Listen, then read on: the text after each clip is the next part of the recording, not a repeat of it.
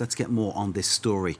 Elon Musk buying Twitter. What does it mean for freedom of speech? What does it mean for fake news and misinformation? Asma Mahala joins us, Professor at Sciences Po in Paris and at the École Polytechnique. Asma, thanks for being with us. Great to see you. Thank you. Do you share the concerns that we've been outlining here, that what is happening now is that there's a possibility that Twitter becomes basically a wider field for things like fake news and hate speech?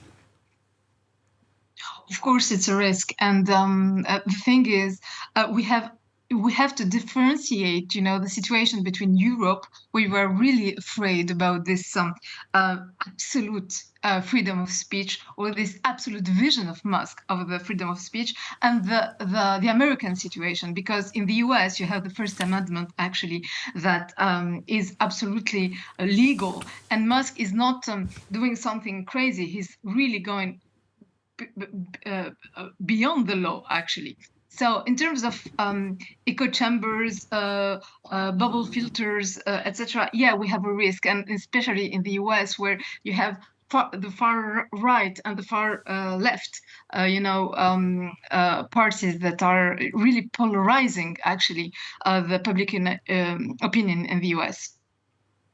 Asma, So Donald Trump has been quoted as saying he's happy that Twitter is in sane hands. Okay, sane hands, that's what Trump says. What's your reaction to that? How does that make you feel when you read that?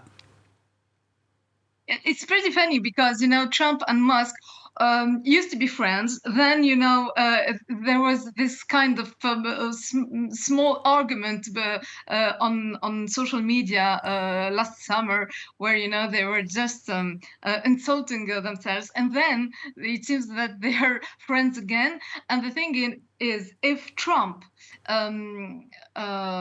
comes back, in Twitter, yeah, we have a huge problem because he's an opinion leader.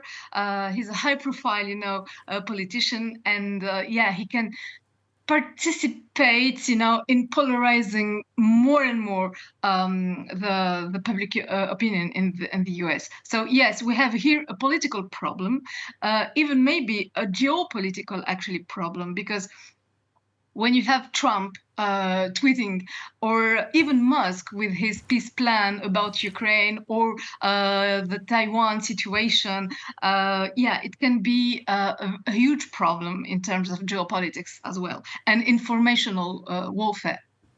Asma, you're quite right to point that out, that Trump is an opinion leader in many ways and followed by many, many people. But beyond that, on a deeper sense, there is a greater manipulation that has been going on undeniably in various elections and various referenda that have taken place.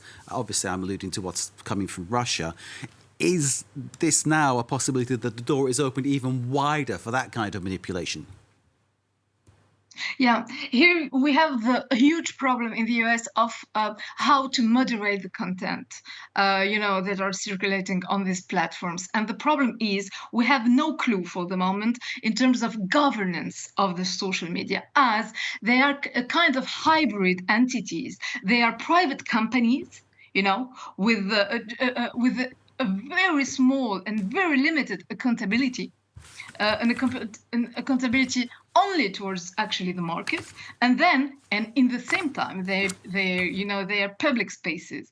And here we have a problem. And in the US you have the section the Communication Decency Act, and again the First Amendment that for the moment forbid any moderation of the contents. So here we have a problem. In Europe, it's a bit more, moderated, and the effects are more limited because we have the Digital Services Act. We talked about it some minutes ago, and we can maybe moderate a bit more what is going on in terms of misinformation and the influence and propaganda, actually, of Russia, China, etc., and even only election manipulations by the political parties as well.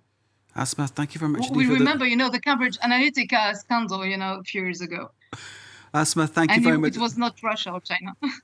Asma, thank you very much indeed. In spite of all those things you just mentioned, of course, that manipulation went on. Asma Mahala from Sciences Po and the École Polytechnique here in Paris. Thank you very much for sharing your thoughts with us.